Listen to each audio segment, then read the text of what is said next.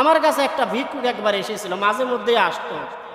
একটা সন্তানকে একটা বাবা দেখেন কতটা ভালোবাসে, নিজে ভিক্ষা করে খায়, কাজকর্ম করতে পারে না।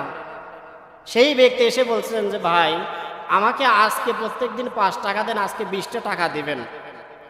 আমি বললাম 20 টাকা কিসের জন্য দিতে হবে? তখন সে বলছে যে ভাই আমার সন্তান আছে, আমার মেয়ে আছে, আমার মেয়েকে আমি বিয়ে দিয়েছি। আমার মেয়ে দীর্ঘদিন যাবত আমার বাড়িতে আসে না।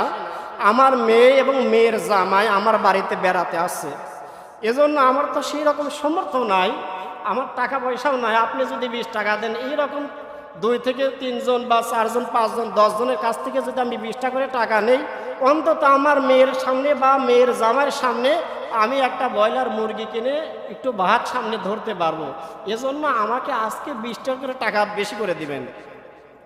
এটাই হচ্ছে বাবা।